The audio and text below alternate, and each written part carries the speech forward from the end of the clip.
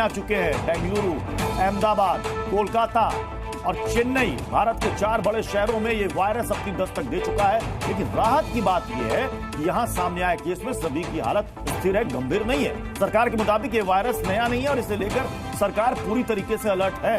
और सरकार की तरफ से कहा गया कि घबराने की कोई बात नहीं है, ये वायरस पुराना है, ये नया नहीं है और इससे बहुत ज्यादा चिंता की बात नहीं है। लेकिन जैसे ये वायरस के केसेस सामने आ रहे हैं, थोड़ी बहुत चिंता लोगों के मन में है। लेकिन सरकार की तरफ से कहा जा रहा है घबराने की कोई आवश्यकता नहीं है। आपको बता दें कि अब तक 6 केस सामने आ चुके हैं। सबसे पहला आपको याद होगा कर्नाटक से ही केस सामने आया था 2 बच्चों का, उसके बाद फिर गुजरात से मामला सामने आया, उसके बाद धीरे धीरे करते करते कोलकाता यानी कि पश्चिम बंगाल और उसके बाद चेन्नई तक ये पहुंच गया।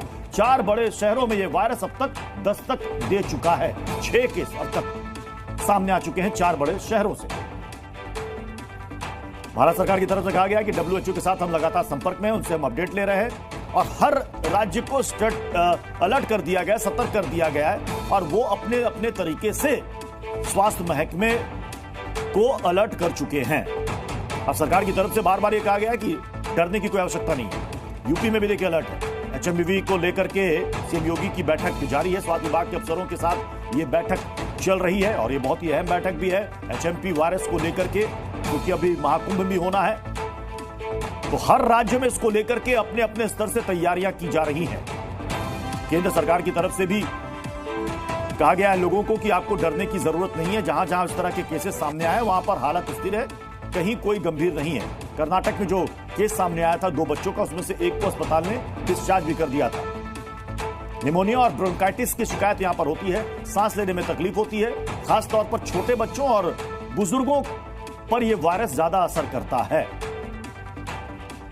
लेकिन लोगों के मन में एक डर है कि कहीं ये कोविड की तरह तो तेजी से नहीं फैलेगा, कहीं ये महामारी का रूप तो नहीं ले लेगा। लेकिन सरकार की तरफ से कहा जा रहा है कि ये वायरस नया नहीं है, इसकी पहचान काफी पहले हो चुकी है। 2001 में ही इसकी पहचान की जा चुकी है। 23 साल पुराना ये वायरस है। ह्यूमन मेटान्यूमो वायरस का नाम है। सांस से संबंधित बीमारी इसमें होती है, सांस लेने में दिक्कत होती है, सभी उम्र के लोगों में फैल सकता है, लेकिन सबसे ज्यादा यह असर करता है छोटे बच्चों और बुजुर्गों पर। उन पर सबसे ज्यादा ये असर करता है। संक्रमण फैलाने वाला ये वायरस है, एक से दूसरे को ये फैलता है और इसमें जो लक्षण होते हैं वो होते हैं सर्दी जुकाम वाले। खतरा क्या है? HMP वायरस है, अलर्ट क्या है? ICMR की तरफ से निगरानी की जा रही है।